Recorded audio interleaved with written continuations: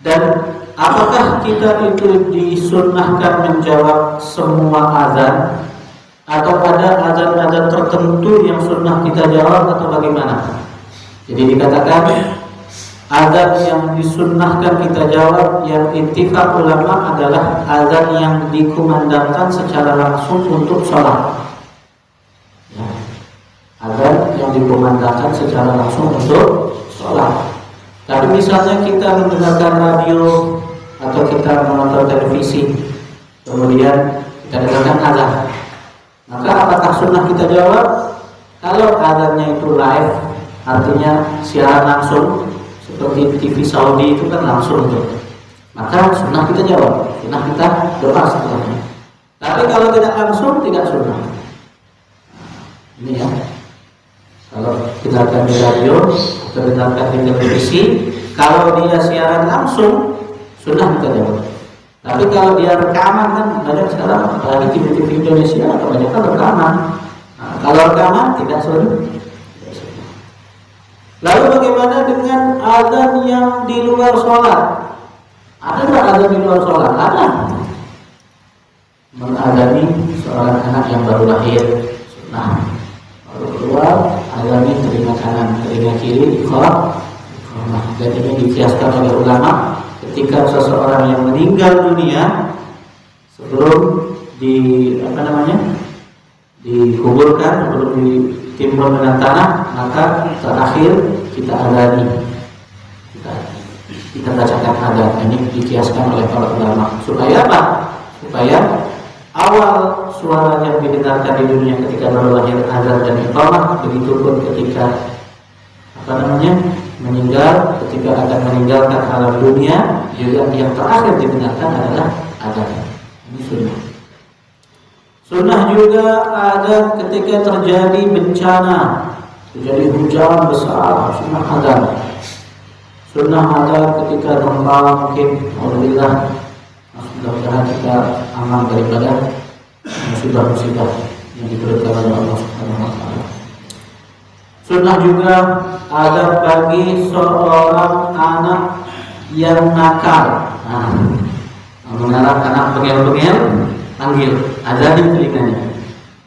Karena azan ini dibenci oleh syaitan, dibenci oleh jin. Jadi kalau kita azan, jin itu lari. Makanya orang yang tidak tahan dengan suara azan, berarti dia sama dengan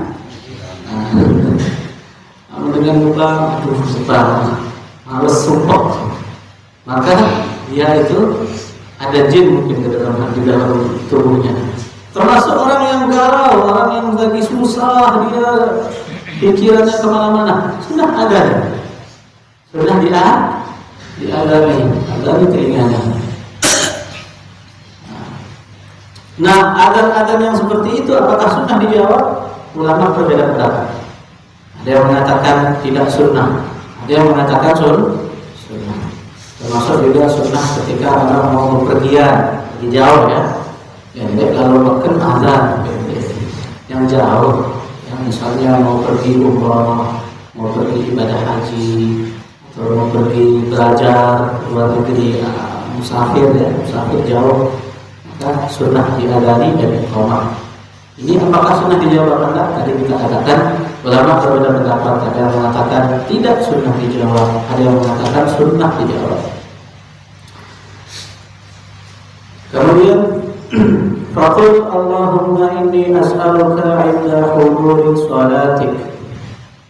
Ya Allah, aku meminta kepadamu 'inda huduri shalatik, ketika menghadiri salatmu, ketika hadirnya salatmu, hadirnya waktu salat, wa aswati du'atik, dan suara panggilanmu, wa idbari lailik, dan perginya malammu, wa iqbali naharik, dan datangnya siangmu, antu'tiya Muhammadanil wasilah, agar engkau memberikan kepada Nabi Muhammad al-wasilah, kedudukan, wal fadilah, dan keutamaan, wa darajah ar-rafi'ah, dan derajat yang tinggi, wa ba'athuhu, dan berikanlah dia al-maqam al-mahmud, jadi maqam Kedudukan yang terpuji, maqam al-mahmud dikatakan adalah syafa'atul ummah, di mana tidak ada nabi yang punya syafa'atul ummah kecuali baginda Muhammad sallallahu alaihi wasallam. Nanti di hari kiamat semua orang itu dikumpulkan dari zaman Nabi Adam sampai nanti terakhir menjelang hari kiamat, entah berapa miliar jumlah manusia, jumlah makhluk hidup ketika itu kumpul jadi satu. Dan di situ selama ribuan tahun kita semua kebingungan, bingung. Ini mau ngapain tidak jelas. Bahkan orang-orang kafir sampai berteriak, "Arihni walau ilan nar." Tolong bebaskan kami walaupun ke neraka. Mereka kata menunggu ketakutan tidak jelas. Dan di situ para manusia pertama kali mendatangi Abu Bashar radhiyallahu alaihi wasallam. Jadi ketika datang kepada Nabi Adam mengatakan nafsi. Tidak bisa aku memberikan bantuan, tidak bisa aku memberikan syafaat. Hari ini Allah Subhanahu wa taala sedang murka. Tidak pernah murka dan tidak akan murka lagi seperti murkanya yang di hari ini. Aku malu untuk meminta syafaat kepada Allah Subhanahu wa taala. Karena dulu Allah melarangku untuk memakan buah khuldi, tapi aku makan, langgar larangan itu. Makanya aku malu. Coba datang kepada Nabi Allah Nuh, datang berbondong-bondong, cari mana Nabi Nuh. Itu waktunya bukan sehari dua hari. Ya lama, ribuan tahun cari Nabi Nuh. Ketemu Nabi Nuh sama minta. Jawaban Nabi Nuh juga persis seperti jawaban Nabi Adam, nafsi. Allah Subhanahu wa taala sedang murka. Tidak pernah murka dan tidak akan murka seperti murkanya di hari ini. Aku tidak bisa membantu. Dulu aku pernah memaksa agar anakku yang kafir kepada Allah, yang melawan Allah Subhanahu wa taala untuk diselamatkan ke dalam perahuku. Aku malu untuk minta kepada Allah Subhanahu wa taala. Coba datang kepada Nabi Ibrahim. Datang kepada Nabi Ibrahim. Cari Nabi Ibrahim. Mana Nabi Ibrahim?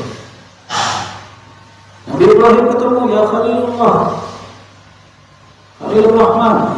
Sama juga jawaban Nabi Ibrahim. Nafsi Nabi Ibrahim. Dulu aku pernah berbohong. Pernah suatu waktu ketika berhala aku hancurkan semuanya, kemudian aku sisakan yang paling besar, gantungkan kapak. Orang-orang bertanya, siapa yang menghancurkan berhala ini? Aku jawab dengan bohong bahwa bukan aku yang menghancurkan, tapi yang menghancurkan adalah yang paling besar. Itu kebohongan Nabi Ibrahim, padahal untuk kebaikan. Tapi beliau malu untuk meminta kepada Allah Subhanahu wa taala. Coba datang kepada Nabi Musa, atau kepada Nabi Musa jawabannya juga sama. Nafsi. Aku dulu pernah memukul kaum Bani Israil sampai mati. Aku pernah membunuh orang, memukul kaum Bani Israil sampai mati. Jadi dulu ketika Nabi Musa ini sedang berada di Mesir ketika itu, jadi beliau mendapati dua orang sedang berseteru. Kemudian beliau tidak terima karena ada sesuatu yang menyinggung beliau, akhirnya dipukul, orang itu meninggal ketika itu. Saking kuatnya tangan Nabi Musa. Dan itu Nabi Musa coba datang kepada Nabi Isa. Datang kepada Nabi Isa pun jawabannya sama. Nafsi. Dulu umatku itu terlalu mengagung-agungkanku sampai mereka sembah aku. Makanya aku malu minta sama Allah Subhanahu wa taala. Datang kepada Nabi Muhammad sallallahu alaihi wasallam, berbondong-bondong umat manusia datang kepada Rasulullah. Disitulah Nabi Muhammad datang. Akulah yang memiliki syafaat itu. Kemudian Rasulullah sujud, beliau bertasbih, tidak pernah ucapan tasbih terucap kecuali dia apa yang diucapkan oleh Rasulullah ketika itu. Rasulullah menangis minta ampun kepada Allah Subhanahu wa taala. Sampai Allah Subhanahu wa taala berfirman, ya Muhammad, irfa' ra'sak sautu tarishfa' syafa'. Angkat kepala Muhammad. Mintalah akan aku berikan. Mintalah syafaat akan aku berikan syafaat. Maka disitulah syafaatul ummah. Ini yang dimaksud dengan Al-Maqamul Mahmud yang kita baca doanya setiap selesai azan. Jadi baca doa itu jangan cuma di mulut saja, tapi coba diresapi di dalam hati. Lebih terasa insyaallah, lebih berpengaruh insyaallah. Jadi apa yang kita lakukan setelah kita baca doa, setelah zikir, ada pengaruhnya dengan doa yang sudah kita baca. Tapi kalau cuma di lidah aja, ya begitu-begitu aja, tidak ada kemajuan. Coba diresapi maknanya. Al-Maqam Mahmud alladzi wa'adta.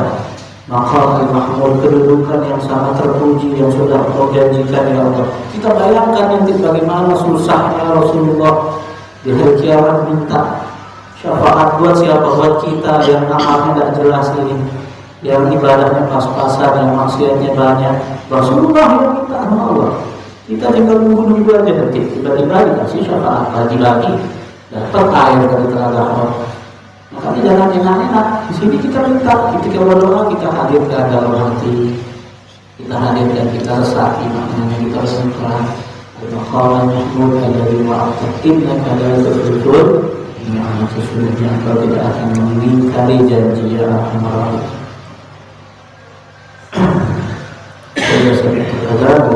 Mudah-mudahan kita dijadikan oleh Allah sebagai orang yang istiqomah, sebagai orang-orang yang ketika mendengar azan segera untuk ingat kepada Allah, ketika kita mendengarkan azan segera untuk menjawabnya dengan penuh khusyuk, segera untuk berniat pergi ke masjid bagi yang tidak ada halangan, yang punya halangan segera untuk sholat dan berjamaah di rumahnya masing-masing.